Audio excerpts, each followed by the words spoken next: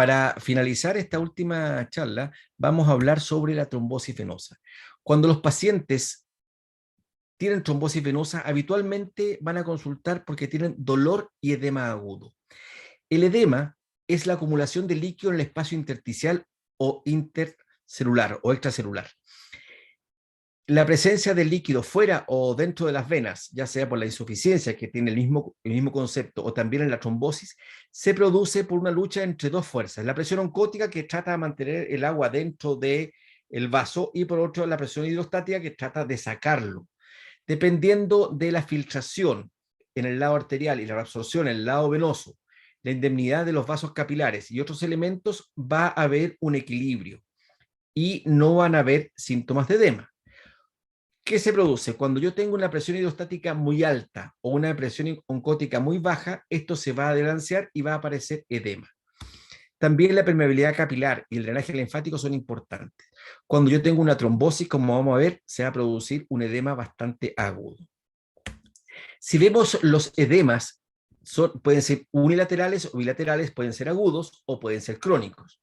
Los edemas, habitualmente la trombosis venosa aguda, porque también hay trombosis venosa que tiene fenómenos crónicos, que es el hemofilítico, que también tiene que ver con el edema, puede llevar, en primer lugar, el crónico a la insuficiencia venosa, ¿cierto? Que vemos unilateral o bilateral, y hay otros elementos también como la insuficiencia cardíaca. El edema agudo habitualmente es por la trombosis venosa. Puede ser de una extremidad, puede ser de las dos extremidades, puede haber una descompensación bilateral de una enfermedad sistémica, una insuficiencia cardíaca aguda, que el paciente se encharca. Pueden haber casos traumáticos que pueden producir edema local o procesos inflamatorios, como veremos más adelante.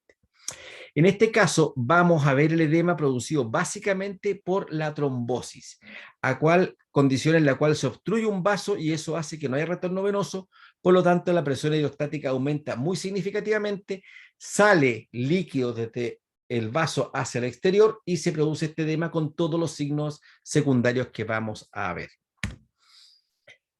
La ecografía es un método excelente para el estudio venoso, tiene información anatómica, es en tiempo real, tiene bajos costos, es disponible, todas las ventajas que conocemos de la trombosis venosa. Vamos a ver fundamentalmente la patología venosa, la trombosis. La incidencia de trombosis venosa es desconocida, la embolía pulmonar es lo más importante, el síndrome más posflevítico es lo más frecuente que se produce. El señor Rudolf Virchow describió la tríada, en la cual dijo que hay tres elementos fundamentales: el daño endotelial, la éstasis vascular y la hipercoagulabilidad. Esos tres elementos están presentes especialmente en nuestros pacientes hospitalizados que están en oncología o en la unidad de cuidado intensivo. Esos son los más frecuentes. El diagnóstico se puede hacer por muchas formas, el clínico es muy variable, habitualmente hay un aumento de volumen, edema, dolor. Eso es lo que vemos clínicamente. Sin embargo, muchos de ellos son asintomáticos. Los métodos de imágenes son múltiples y nosotros lo que usamos habitualmente para el diagnóstico de trombosis de la extremidad es el ultrasonido, que tiene una gran ventaja sobre, por ejemplo, la medición de melodía, que es muy sensible, pero es poco específica, y se da el aumento exactamente en pacientes que tienen postoperatorio, sepsis, embarazo, etcétera. Son los mismos pacientes que nosotros queremos saber si tienen una trombosis y es muy poco específico. Los diagnósticos directos de la trombosis es la pérdida de la compresión de la vena o la visualización del material ecogénico dentro del trombo. Los cambios indirectos tienen que ver con las anomalías del flujo venoso al interior de esas venas. Desde el punto de vista esquemático, cuando uno comprime una vena, esta va a desaparecer y no así la arteria. Esta es la imagen de un paciente normal en la pantalla y el otro con un trombo, cual la vena no se comprime. Aquí tenemos un esquema, ¿cierto?, con un paciente en escala de Grise que lo estamos comprimiendo. Habitualmente se comprime totalmente la vena y la arteria sigue con la misma dilatación. Es altamente sensible y muy específico. Con esos porcentajes prácticamente hacemos el 95% del diagnóstico. El Doppler color es complementario porque a veces también puede dar falsos positivos. Entonces, la falta de compresión venosa es el signo principal y siempre presente. La visualización del trombo depende de la extensión y también de la antigüedad de la lesión. Ahí tenemos un esquema normal cuando comprimimos y cuando hay trombosis y no se puede comprimir la vena.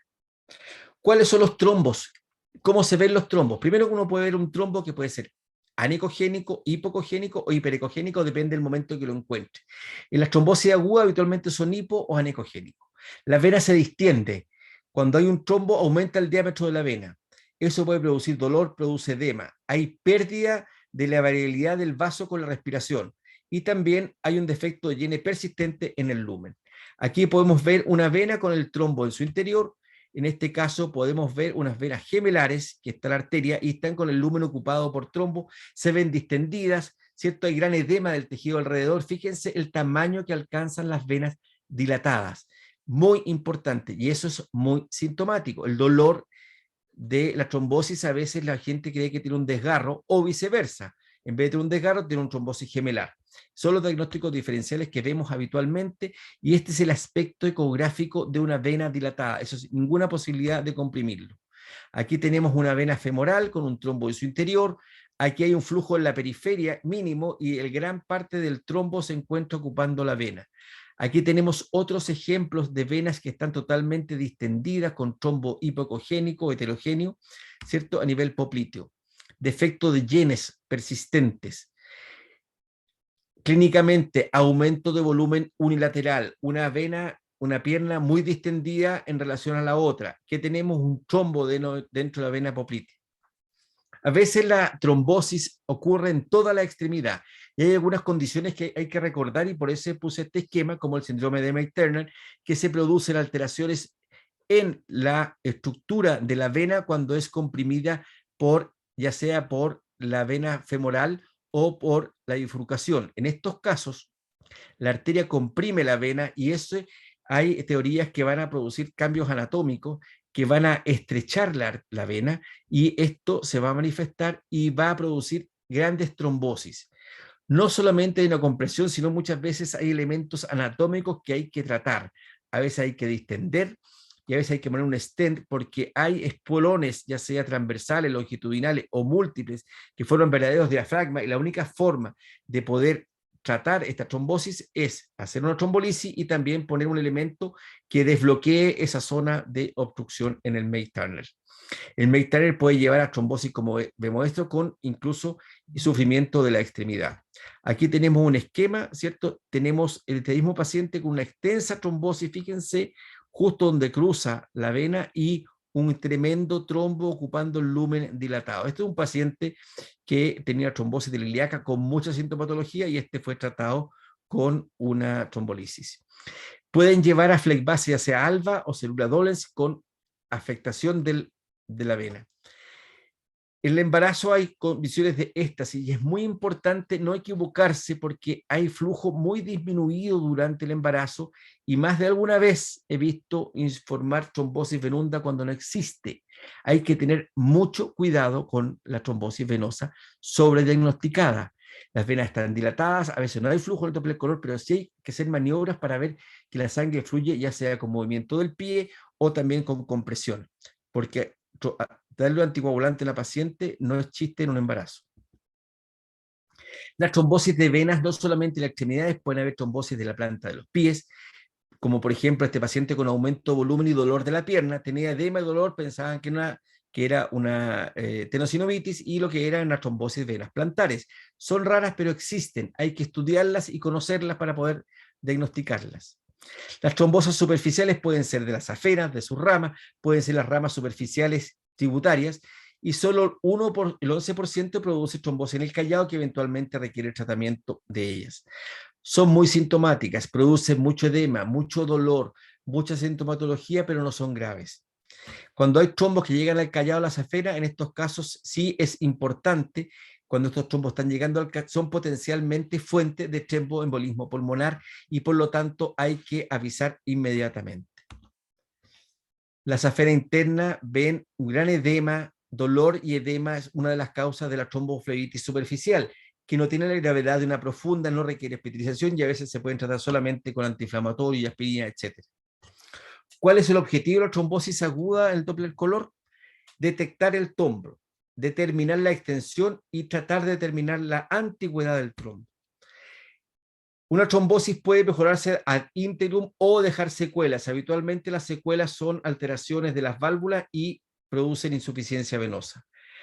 Las venas que están trombosadas son venas ecogénicas, con engrosamiento parietal, con menor diámetro del vaso, con calcificaciones, con desarrollo de colaterales y con insuficiencia venosa profunda y también superficial. Esas son las secuelas que cerca de un 50% de los flebíticos pueden tener secuelas en las extremidades, producen edema, insuficiencia con todas las secuencias que vimos en la clase anterior.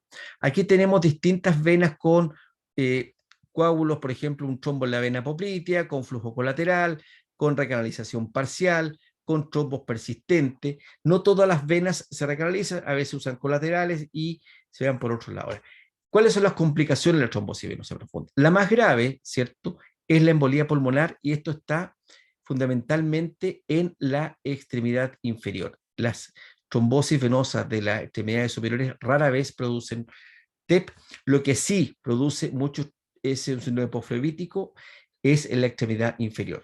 Por lo tanto, las extremidades superiores existen, hay que conocerlo, hay que ver cuáles son los factores, revisaremos, tienen pocas secuelas y poca trombosis, pero sí existen. Las trombosis de la extremidad superior habitualmente tienen que ver con catéteres con traumatismo, son pacientes que están en la UTI, con oncología, catéteres por aquí y por allá, tienen éstasis por movilidad, están después de operado con hipercoagulabilidad, y además tienen compresiones por distintos elementos que son utilizados, como ahí tenemos catéteres de quimioterapia, catéteres para infundir, catéteres centrales. Todos esos pacientes tienen la tríada de Virchow viva: hipercoagulabilidad, daño endotelial y dificultad al avance. La trombosis puede ser central, puede ser unilateral o puede ser superficial. En el caso central hay edema del cuello, extremidades superiores. Unilateral puede haber compromiso humeral, axilar y subclavio, y las trombosis superficiales habitualmente son dolores locales, induración, un cordón y nada más. En este caso tenemos una simetría con un compromiso que puede estar en la humeral, en la auxiliar, en la axilar o en la subclavia. La presencia de elementos extraños van a producir, como dije, alteración del flujo, daño endotelio y sitio para adhesión plaquetaria, y esto es un manjar para la trombosis de este catéter subclavio que está en la subclavia y que tapó la vena y produjo los síntomas de edema de esa extremidad. Esos son vasos colaterales. Uno a veces ve grandes venas y dice, por aquí voy a poner un catéter, está perfecta, permeabilizada, y para nada, está totalmente trombosada, y muchas veces uno que le toca poner catéteres se entusiasma con la imagen que ve en el Doppler, y cuando está muy fácil tienen que dudar. Cuando hay venas muy dilatadas, sin que se requiere un manguito para dilatar, ojo, eso habitualmente es una vía colateral y no una vía natural. Ahí tenemos una trombosis de la subclavia, y fíjense la vena axilar como está totalmente plana. Cuando hay dolor y edema hay una serie de diagnósticos diferenciales que voy a repasar rápidamente. El dolor muscular tardío produce edema de extremidad y también dolor. Estos son músculos que han hecho estudios, han hecho ejercicio en forma intensa, se ve edema del músculo, las venas están normales, no hay ninguna trombosis, al contrario, hay aumento del flujo, aumento de volumen, aumento de cogenicidad y pérdida del patrón filial. Una lesión directa traumática, también edema, también va a alterar la musculatura y no hay alteraciones venosas. Desgarros musculares, roturas de ligamento de la rodilla, un desgarro del tendón de Aquiles también puede manifestarse, desgarros, como les dije, de los gemelos también puede manifestarse como trombosis venosa. Una lesión traumática, un hematoma subperióstico, una fractura, un quiste de Baker roto, la presencia de edema con dolor y fiebre puede corresponder a una celulitis en la cual le piden trombosis venosa, y lo que hay es que al contrario, hay un hiperflujo, hay un sistema venoso que está trayendo sangre a gran velocidad porque está frente a un compromiso inflamatorio. Una artritis infecciosa, podemos ver la artritis en la ecografía, y también un sistema que está con alto flujo, no con bajo flujo, porque tiene un proceso inflamatorio que está lesionado. Hay colecciones líquidas que aparecen postraumáticas, que, como es la lesión de cizallamiento, el Morel-Lavallée, que aumenta volumen, que trombosis, que edema, nada, solamente colecciones. La presencia de cuerpos extraños también en distintas manifestaciones pueden aparecer como dolor y edema de las extremidades. Cada uno tiene sus características, cada uno tiene su forma de presentación. Este es un paciente que tiene una edema y isquemia y dolor, trombosis, y la arteria está totalmente permeable, como pueden ver ahí. ¿Y qué es lo que pasó? Tiene permeabilidad de la cubital, tiene permeabilidad radial, pero el paciente tiene la mano morada.